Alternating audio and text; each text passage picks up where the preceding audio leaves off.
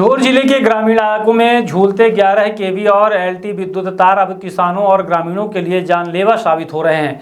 पिछले 2 महीनों में अलग अलग गांवों में करंट की चपेट में आने से किसानों की मौत हुई है। गंभीर हादसे और मवेशियों की मौत के मामलों में ग्रामीणों का गुस्सा बढ़ा दिया है। इसी मुद्दे को लेकर किसान एवं समाज सेवी MS मेवाड़ा के नेतृत्व में बड़वेली, अमरूद, महोड़िया, कुलाखुर्द, रामखेड़ी, विल्किसगंज, चंदेरी, पिपलिया, मीरा चांदी और रातीगढ़ खेड़ा, मगर खेड़ा समेत दर्जनों गांव के किसान लगातार धरना प्रदर्शन कर रहे हैं। किसानों ने विद्युत मंडल के जिम्मेदार वरिष्ठ अधिकारियों पर लापरवाही का आरोप लगाते हुए उनके खिलाफ FIR दर्ज करने की मांग की है।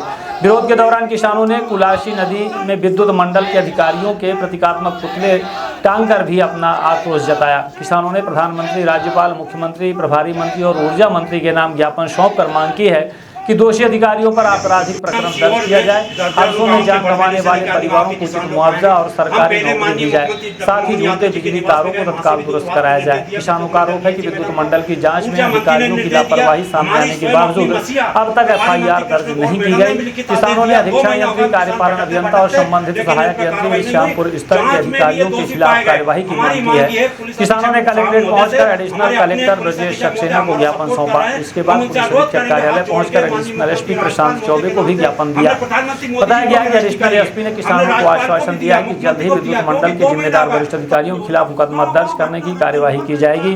वहीं किसानों ने साफ चेतावनी दी है कि अगर जिम्मेदार अधिकारियों पर मुकदमा दर्ज नहीं हुआ और ठोस कार्यवाही नहीं की गई तो उनका आंदोलन आगे भी जारी रहेगा। किसानों का कहना है कि जब तक झूलते बिजली तारों से सुरक्षा और दोषी अधिकारियों पर कार्यवाही सुनिश्चित नहीं होती तब तक उनका विरोध अलग अलग स्थानों पर जारी रहेगा। हम सीहोर में दर्जनों गांव के बड़वेली से लेकर अन्य गांव के किसान लोग आए हैं।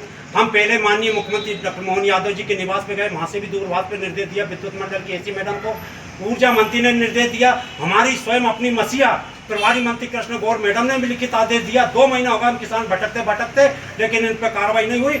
जांच में भी ये दोषी पाए गए। हमारी मांग ये है पुलिस अधीक्षक साहब महोदय से, हमारे अपने पुलिस अधीक्षक महोदय हमारा सपोर्ट कर रहे हैं। हम उनसे अनुरोध करेंगे हाथ जोड़ के, माननीय मुख्यमंत्री, राज्यपाल महोदय के नाम से हमने प्रधानमंत्री मोदी जी को भी रजिस्ट्री करी है, हमने राज्यपाल को भी दिया, मुख्यमंत्री को भी दिया, क्योंकि 2 महीना हो गया।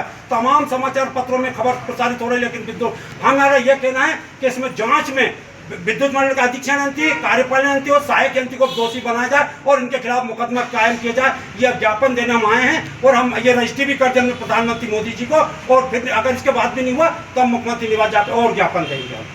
कानून आए हैं, ये क्या मांग कर रहे हैं? बड़वेली गांव के किसान आए हैं और इनके द्वारा ऐसा बताया गया है कि जो 11 kV लाइन थी उसमें एक चक्की झुलसने से इनको डैमेज हुआ है, उनका हाथ हमेशा के लिए खराब हो चुका है। इसमें थाना प्रभारी को तत्काल निर्देशित किया गया है कि MLC रिपोर्ट जो थाना सीहोर अस्पताल की है वो ले लें, उनका कथन दर्ज कर लें। जो कार्यपालक यंत्री विद्युत सुरक्षा के द्वारा जाँच की गई, उन्होंने एक नियम का उल्लंघन की बात करी गई है कि उल्लंघन पाया गया है।